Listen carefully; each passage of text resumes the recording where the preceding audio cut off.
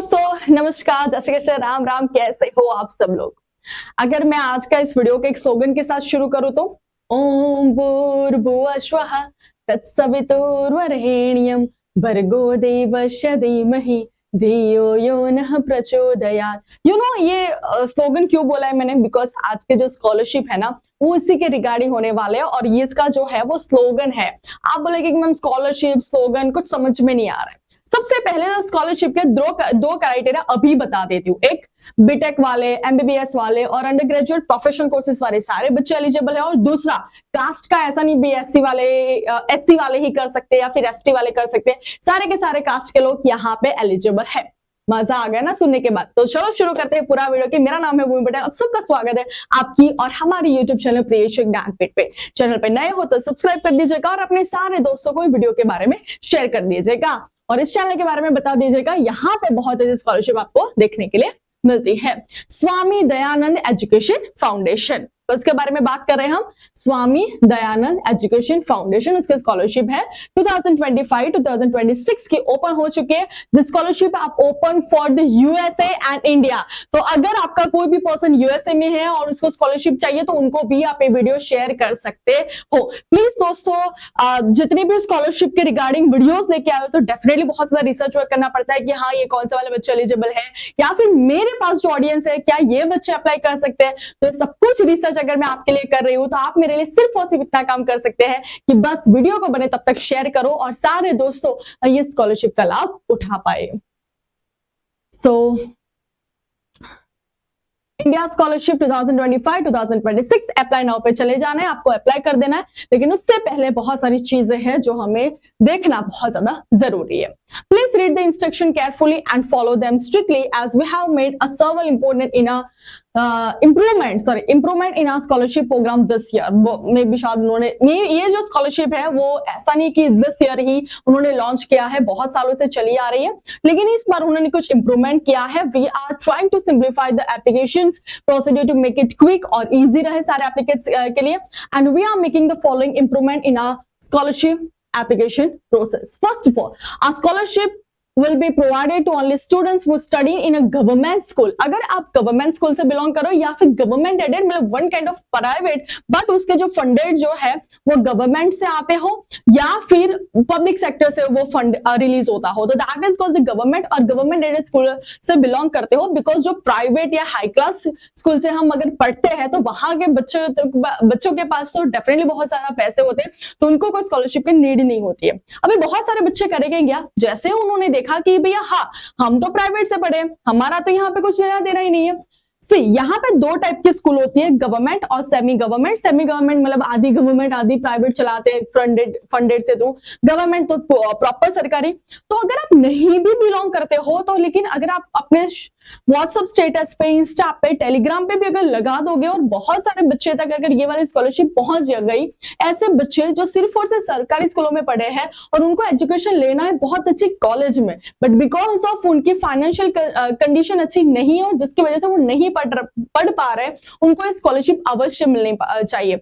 जहां तक मैं ट्राई कर रही हूँ सब तक पहुंचना, मैं ट्राई कर ही रही हूँ, लेकिन अगर आप भी मेरे साथ ट्राई करोगे ये वाली स्कॉलरशिप को बहुत लोगों तक पहुंचाना, तो that's really grateful for me. So children studying in a private schools in the 10th grade are not eligible for a scholarship। Private schools के बच्चे यहाँ पे eligible नहीं है। If you are studying at the school affiliated with the state board से अगर आपने पढ़ाई किया कोई इश्यू नहीं है, सिर्फ और सिर्फ उन्होंने बोला है please let us know in advance so that we can process your application separately। आप हमें बता देना, हम आपके application separately कर लेंगे। स्टेट बोर्ड से पढ़ा है तो कोई इश्यू नहीं है। Eligibility criteria देखते हैं। The scholarship available only BTech and MBBS undergraduate students। Next, only first year students are eligible to apply। जो इस बार फर्स्ट ईयर में जो एडमिशन लेने वाले हैं उनके लिए है।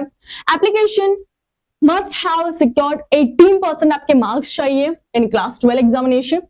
आपकी फैमिली इनकम 12 लाख से कम बोलिए। अभी तक मैंने जितने भी स्कॉलरशिप के वीडियोस बनाए हैं, मुझे सिर्फ और सिर्फ 6 लाख 8 लाख तक मिनिमम बोला है। यहाँ पर उन्होंने 12 लाख, मतलब बहुत एक लंबा सा बेंचमार्क उन्होंने डिसाइड कर दिया कि 12 लाख से आपकी फैमिली इनकम कम होनी चाहिए। Candidates must have clear JEE और NEET exam in the same year, मतलब आपका एग्जाम, मतलब आपने दी है तभी आप एलिजिबल हो। अगर आपने 1 साल का भी ड्रॉप लिया है तो आप एलिजिबल नहीं हो। स्टूडेंट्स फ्रॉम एग्रीकल्चर बैकग्राउंड से अगर आप बिलोंग करते हो तो must submit complete details along with the supporting document. आपको जो भी एग्रीकल्चर के रिगार्डिंग जितने भी डॉक्यूमेंट्स है वो सारे आपको अपलोड करने पड़ेंगे। Preference will be given to students वो studied in a government school से। अगर कोई भी बच्चा यहाँ पे अप्लाई कर रहा है तो उनको फर्स्ट प्रायोरिटी दी जाएगी। And 30% scholarship are reserve for the female application. हर बार हमारे फीमेल के लिए कुछ थोड़ा ज्यादा ही बेंचमार्क होता है, यहाँ पे भी उन्होंने कुछ किया है। Only short listed candidates will be notified, और वो आपको मिल जाएगा। मेल आईडी भी यहाँ पे उन्होंने मेंशन किया है, व्हाट्सएप नंबर भी है, तो आप देख लेना। कोई भी अगर आपको क्वेरीज आती है तो आप वहां पे मेल कर सकते हो या फिर मैसेज कर सकते हो। कितने कितने डॉक्यूमेंट्स आपके रिक्वायरमेंट होंगे, तो आपका लेटेस्ट फोटोग्राफ चाहिए। ऐसा नहीं कि अभी आप 17 या फिर 18 साल के हो, 19 साल के हो और आपका 3 या फिर 4 ईयर का जब थे तब का आप अगर फोटो अप्लाई कर रहे हो। एडमिशन लेटर चाहिए, कॉलेज आईडी कार्ड चाहिए, दोनों में से कुछ भी चलेगा। 10th और 12th की मार्कशीट चाहिए, जेई और नीट का रिजल्ट चाहिए, फी की रिसिप्ट चाहिए, फैमिली इनकम प्रूफ चाहिए कि हाँ भैया 12 लाख से कम है।